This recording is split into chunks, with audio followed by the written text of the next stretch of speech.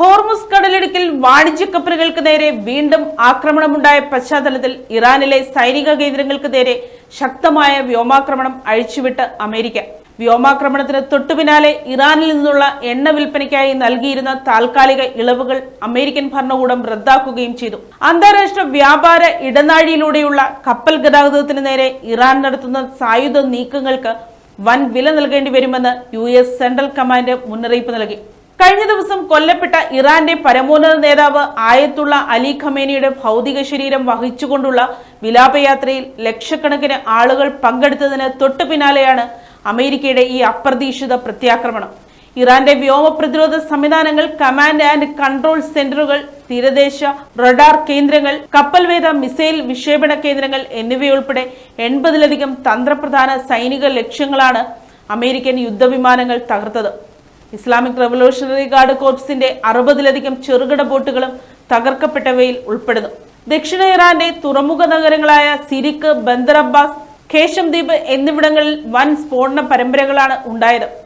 ആക്രമണത്തിൽ ചില മീൻപിടുത്ത ബോട്ടുകൾക്കും തുറമുഖങ്ങൾക്കും നാശനഷ്ടം സംഭവിച്ചതായും ഏതാനും പേർക്ക് പരിക്കേറ്റതായും ഇറാനിയൻ മാധ്യമങ്ങൾ റിപ്പോർട്ട് ചെയ്തു. മുൻപ് ഒപ്പുവെച്ച താൽക്കാലിക കരാർ പ്രകാരം ഓഗസ്റ്റ് 21 വരെ ഇറാൻ എണ്ണ വിൽപ്പനയ്ക്ക് അനുമതിയുണ്ടായിരുന്നെങ്കിലും ഈ ഇളവ് റദ്ദാക്കിയതോടെ ഇടപാടുകൾ അവസാനിപ്പിക്കാൻ ജൂലൈ 17 വരെയാണ് അമേരിക്ക സമയം അനുവദിച്ചിരിക്കുന്നത്. US നടപടിയെ തുടർന്ന് ആഗോള വിപണിയിൽ എണ്ണവില 3% വർദ്ധിച്ചു.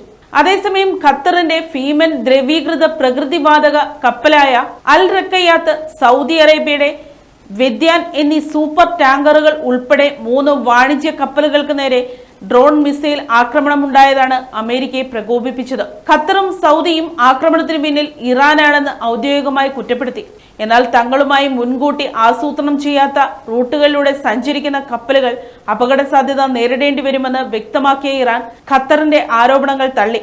അമേരിക്കയുടേത് സമാധാന കരാറിന്റെ നഗ്നമായ ലംഘനമാണെന്നും തങ്ങളുടെ താൽപര്യങ്ങളും ദേശീയ സുരക്ഷയും സംരക്ഷിക്കാൻ ശക്തമായ തിരിച്ചടി നൽകുമെന്നും ഇറാന്റെ ഖാത്തം അൽ അൻബിയ സൈനിക ആസ്ഥാനം മുന്നറിയിപ്പ് നൽകി. ഹോർമുസ് കടലിടുക്കിലൂടെയുള്ള സുരക്ഷിതമായ കപ്പൽ ഗതാഗതം തങ്ങൾ നിശ്ചയിക്കുന്ന വഴിയിലൂടെ മാത്രമായിരിക്കുമെന്നും ഇറാൻ കൂട്ടിച്ചേർത്തു.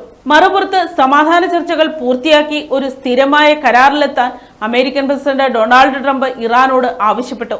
ഒന്നുകിൽ കരാർ ഒപ്പിടുക, അല്ലെങ്കിൽ യുദ്ധം അവസാനിപ്പിക്കാൻ ഇറാന്റെ ഊർജ്ജ സ്രോതസ്സുകളും പാലങ്ങളും ഉൾപ്പെടെ 1 മണിക്കൂറിനുള്ളിൽ തകർക്കുമെന്നാണ് ട്രംപ് വൈറ്റ് ഹൌസിൽ വെച്ച് ഭീഷണി മുഴക്കിയത്. ഭീഷണികൾ നിലനിൽക്കുന്ന സാഹചര്യത്തിൽ ഖത്തറിൽ വെച്ചുള്ള സമാധാന ചർച്ചകളുമായി മുന്നോട്ടു പോകില്ലെന്ന് ഇറാൻ വിദേശകാര്യമന്ത്രി അബ്ബാസ് അറാഖ്ചിയും വ്യക്തമാക്കി. അതിനിടെ കൊല്ലപ്പെട്ട അലി ഖമേനിയുടെ അന്ത്യകർമ്മങ്ങളിൽ പങ്കെടുക്കാനായി അയൽരാജ്യമായ ഇറാഖിലെ നജാഫിലായിരുന്ന Iran president Masoud Pezeshkian American ആക്രമണത്തിന് പിന്നാലെ അടിയന്തരമായി ടെഹ്റാനിലേക്ക് മടങ്ങി.